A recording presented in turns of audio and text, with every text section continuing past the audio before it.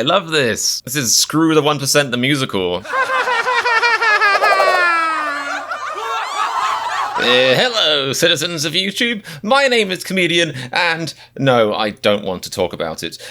Today is another BTS reaction. That's right, I'm breaking the mold and doing another one. And this time it's gonna be Baepsae, BP Poo, probably Baepsae. It's from what I can tell, it's a rap slapper, a big rap honker from the BTS lads. I had a lot of people ask.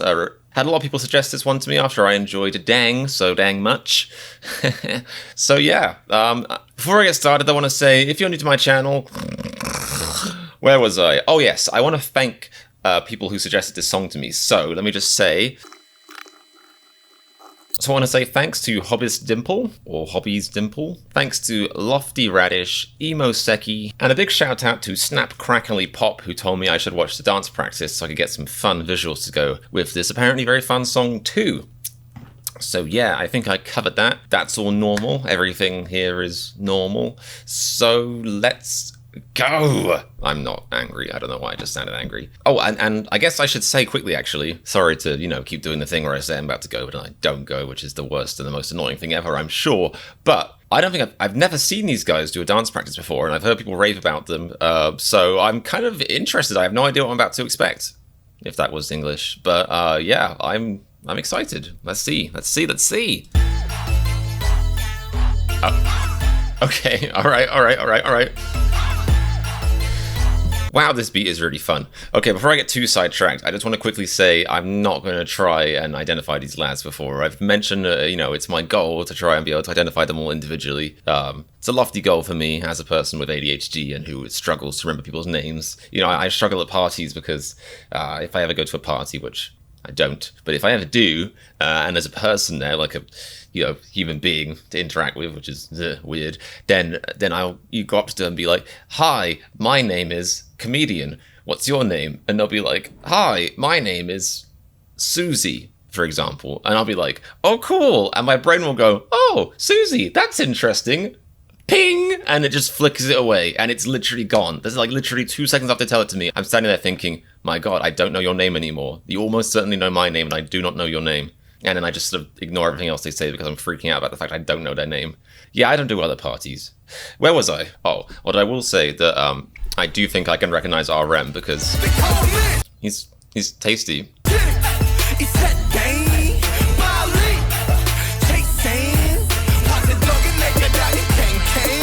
Okay, I love the idea of using a silver spoon as an image or metaphor for, like, success, because it's such a nice contradiction? Like, kind of like paradox. It's a nice, like, little, like, there's really nice imagery there, because obviously a silver spoon, I think, for me at least, is most commonly associated with that phrase, born of a silver spoon in your mouth. So a silver spoon, to me, implies success that was given rather than earned. So they're saying that they earned their silver spoons, which I think is really cool.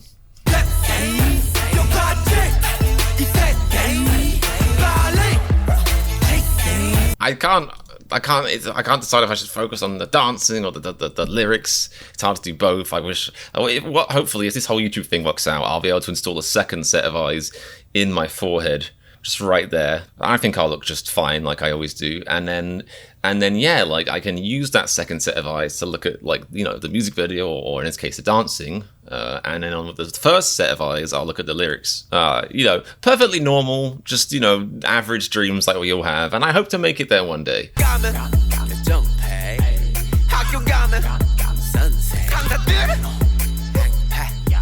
Media keeping count of the priorities we've forsaken. Wow. The lyrics, like, I love how they're just, like, having fun, like, prancing around this dance room, doing some really cool choreography moves, and dropping lines like this that make my brain want to collapse in on itself. Media keeping count of the priorities we've forsaken. That's so dark, really. To me, that speaks to, like, I often have thoughts about how, even though obviously there's so much about modern society and technology and everything that is very much progress and is very good for us, I still wonder at, like, the level of mental health issues in our society. And I do wonder if, if people in caveman times had time to be depressed. And I don't mean that as in, like, it's some, like, like some silly, like, bougie modern thing. It's a very real thing. Mental health issues are very serious. But I mean, I think maybe we've lost sight of kind of what clean living is, you know? It's obviously a lot more complicated than that, because if you go back far enough, or, well, even recently, then, you know, you have like horrible kind of control systems in place that obviously need to come down. But I'm just talking about the idea of being outside most of the time, getting plenty of exercise, you know, being in the sun, like all the stuff that cavemen presumably had zero issue doing, you know, and also the idea about, you know, the distractibility of our generation and generation, well, I say our generation, if you're watching this and you're on YouTube, you probably are in a generation below me, let's face it, but it's the same thing. We're in the same boat, you and I, you know, we grew up with TVs, we grew up with phones and Game Boys, or a Switch now, I guess, you know, and all this stuff constantly pumping information at you, and and it's very true. And I'm not even one of those people who's like, oh, you should turn off social media, you should turn off your phones, you should get naked and roll around in the mud outside. Like there's obviously not practical, and there's maybe a happy area between those two. But I do think it's very true. There is something we've lost in that we are so constantly bombarded by information. It almost makes it not exciting anymore. You know, like I've realized recently, I feel like it's not good that my instinct when I wake up is to immediately grab my phone and just plunge myself into the world, like information that I would never have known 200 years ago. Like there has to be a point where it's like, maybe wait half an hour before reading about genocide after you wake up. I don't know. I don't know if that's what they meant by this lyric, but that's where my brain went.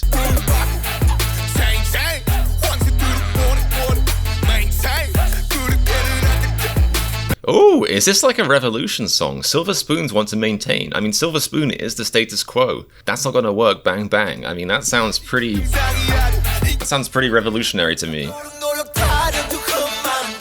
Oh, it totally is. Stop nagging us to work harder. That makes my hands and feet cringe. I wonder if that's the original essence of that song meaning, of the lyric, or if that was altered a bit by the translation. Because I'm just visualizing a pair of hands and feet cringing, and it's funny. But yeah, either I've lost it or I'm just getting way too excited and projecting my own views onto this video. But this seems to totally be like a kind of like, you know, a diss of the status quo.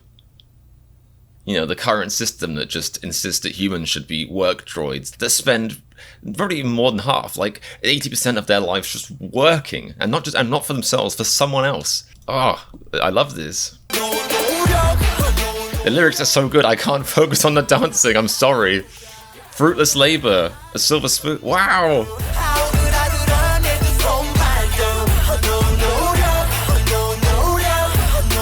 I've never heard such a banger, maybe outside of Kendrick Lamar or something, but such a banger that is such a good and just really hard hitting and just clean and simple meaning. I mean, like,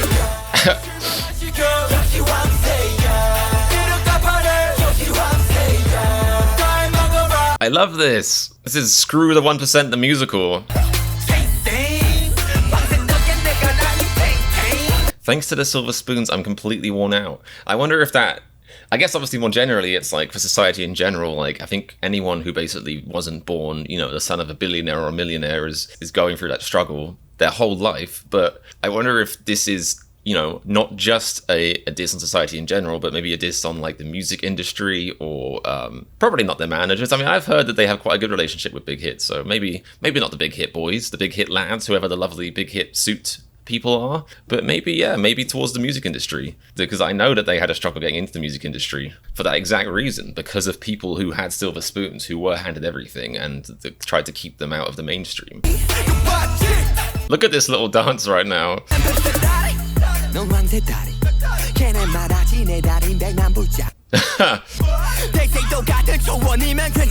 Ooh, I love this.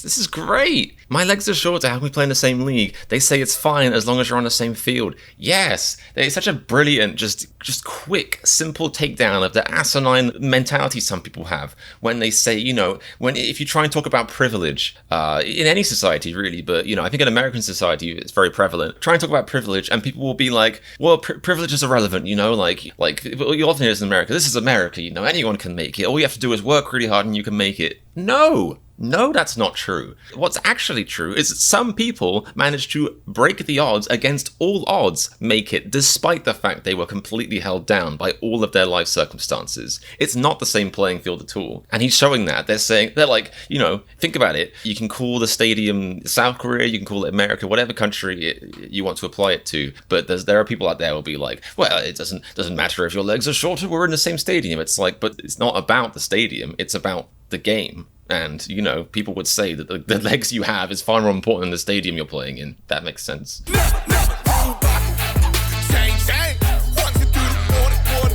I love that little, crotch dab that just happened. That was great. If they make a really serious, quite well-intentioned song about taking down the 1%, the dance moves are so fun.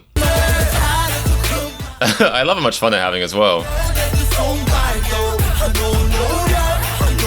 See, they say their hands and feet are cringing, but apparently when their hands and feet cringe, they just do really excellent dance moves. Me personally, when my hands and feet cringe, I lie down on the couch. So they're making me feel bad about myself right now.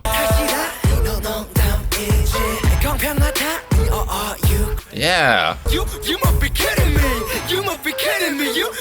Oh, you must be kidding. Oh, and he just leaps on his back. Who was that? Oh, I'm not even gonna try and guess. That was hilarious. This is really great. I'm the last person who should be trying to analyze choreography because I can't dance. I like to think I can dance, and I have fun dancing, but I'm sure if anyone ever showed me a video of myself dancing, well, they shouldn't, because I think it would cause a rip in space and time, just like a black hole in the space-time continuum.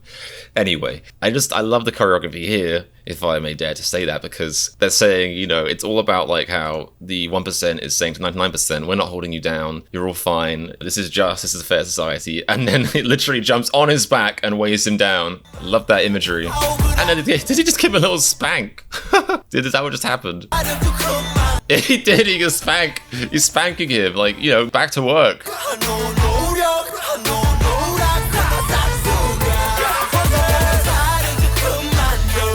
This is the most, upbeat, kind of revolutionary song ever. It makes Rage Against the Machine look so needlessly dreary.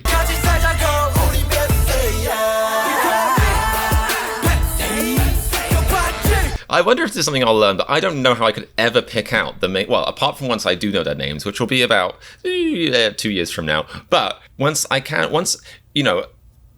ignoring what I just said, which completely threw me off, so thanks for that, me. But I don't know if I could ever pick out the dance line just by being well, these are the best dancers. I understand that, that technically and objectively or whatever, there are the best dancers in this group. But me as a layperson who has zero idea how to basically even dance in any shape or form that's acceptable to society, how would you say which one is the best?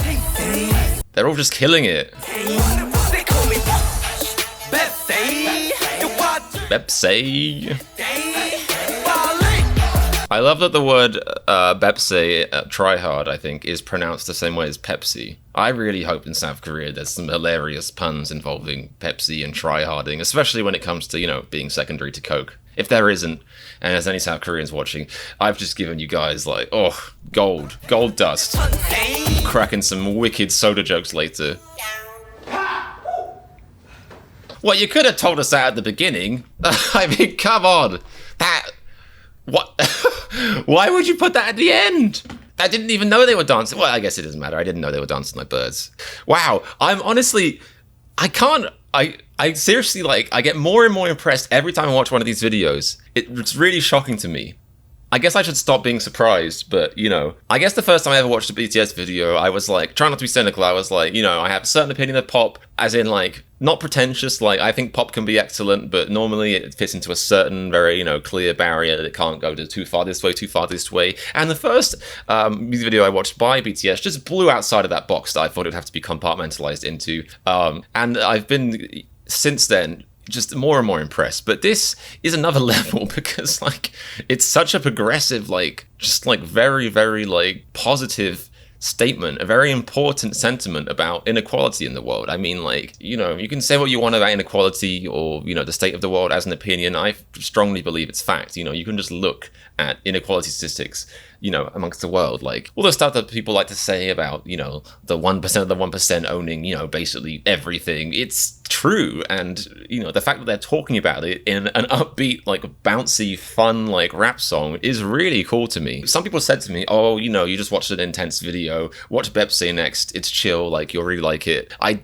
really, really, really was not expecting for it to have such still powerful and impactful lyrics. And I've never heard like a revolutionary song made me feel so upbeat later. When I was like, I guess like 12, 13, I got into listening to Rage Against the Machine, and yeah, I would just, it felt important, but it also made me feel like angry and kind of like a bit more gloomy about the state of the world. Whereas with this, I'm like, yeah, like, because it's very much like a we have the power kind of song, and it's just fun in general. If you listen to that and didn't know the lyrics, you would come away smiling and not knowing that you were just subconsciously, had the inclination, the seeds of protest and demonstration wafted gently into your earlobes and your brainwaves. It's genius stuff, really. So seriously, thank you to all of you who suggested that. That's just fantastic. I mean, yeah, I think I really don't know what to say about that. I think I've said all I can say without basically being like, well, did